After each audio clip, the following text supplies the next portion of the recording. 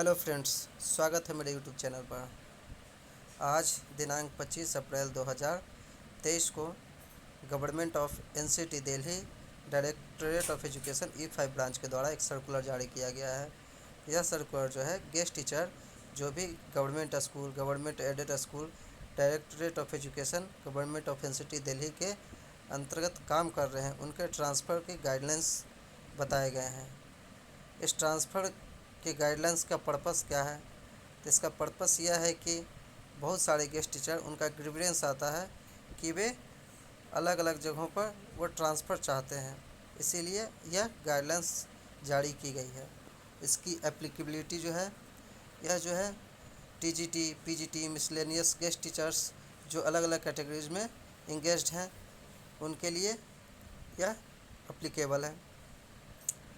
इसी का जो फर्स्ट पॉइंट कहता है कि यह जो ट्रांसफ़र या पोस्टिंग जो रिक्वेस्ट है, ये नॉर्मली हाफ ईयरली पर कंसिडर किया जाएगा, अप्रैल के फर्स्ट वीक में और अक्टूबर के फर्स्ट वीक में हर एक साल। यह जो है गाइडलाइंस या डिसइंगेज्ड या नॉट रिपोर्टेड गेस्ट टीचर के लिए एप्लीकेबल नहीं होगा। अब आते हैं थर्ड पॉइंट, एलिजिबिलिटी के लिए, यानी कौन कौन से गेस्ट टीचर अपने ट्रांसफ़र के लिए एलिजिबल हैं। तो सबसे पहले कह रहा है कि वैसे गेस्ट टीचर जो अपने रेसिडेंस से 20 किलोमीटर दूर वर्क कर रहे हैं, वैसे टीचर्स इसके लिए एप्लीकेबल हैं। और यह जो डाटा होना चाहिए वह MIS डाटा पर अपलोडेड होना चाहिए। दूसरा पॉइंट में कहता है कि वैसे गेस्ट टीचर एप्लीकेबल हैं या वैसे गेस्ट टीचर एलिजिबल हैं अपने ट्रांसफ़र के लिए जो कुछ ग्राउंड्स को या कुछ बेसिक्स पॉइंट्स को फुलफ़िल करते हैं, जैसे उनकी शादी हो गई है या 40% से ज़्यादा वो फिजिकली डिजेबल्ड हैं, स्पेशली एबल्ड हैं, मेडिकल ग्राउंड्स हो कोई, जैसे या तो खुद बीमार हो या उनका कोई स्पाउस बीमार हो या कोई बच्चे बीमार हो। साथ में है इसमें है कि कोई डिजीज जैसे एडवांस कैंसर हो, सेवरल हार्ट डिजीज हो, स्ट्रोक्स हो, मेजर ऑर्गन फेल्योर हो, brain tumours, paralysis, neurological disease, HIV, liver cirrhosis हो, इन सब के आधार पर उन्हें गेस्ट टीचर के लिए वह एलिजिबल होंगे। डी पॉइंट कहता है या कोई प्रेग्नेंट वीमेन हो या उनका मिस कैरेज हुआ हो, वो भी अपने ट्रांसफ़र के लिए अप्लाई कर सकते हैं, उन्हें भी कंसिडर किया जाएगा।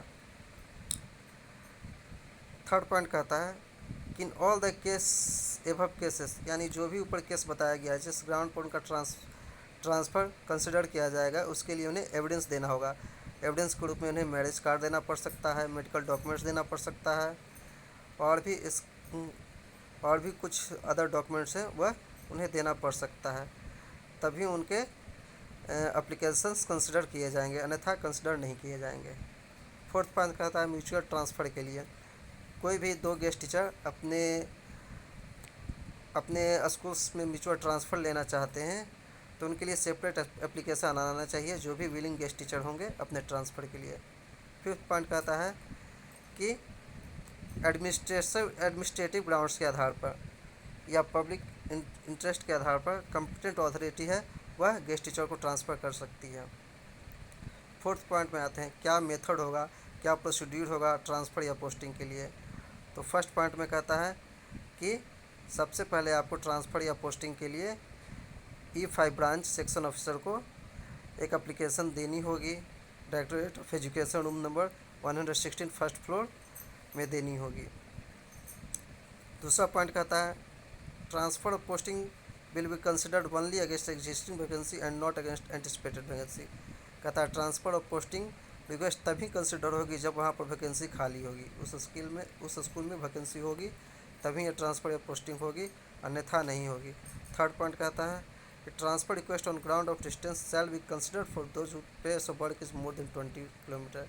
यानी वैसे ही गेस्ट टीचर के ट्रांसफ़र या पोस्टिंग पर ट्रांसफ़र रिक्वेस्ट एक्सेप्ट किए जाएंगे जिनका स्कूल की दूरी 20 किलोमीटर से ज़्यादा होगी उनके रेसिडेंस से, और ये भी जो ऑफिसर रिकॉर्ड होगा MIS डाटा पर होगा, उसी के आधार पर किया जाएगा।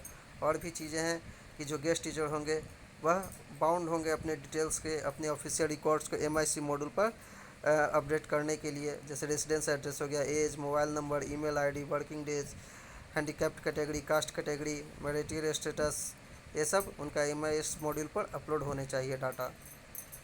5th पॉइंट कहता है कि guest teacher seeking transfer can not opt for a deemed vacancy. कहता है गेस्ट टीचर जो हैं वह डीम्ड वैकेंसी पर के लिए ट्रांसफ़र नहीं ले सकते हैं।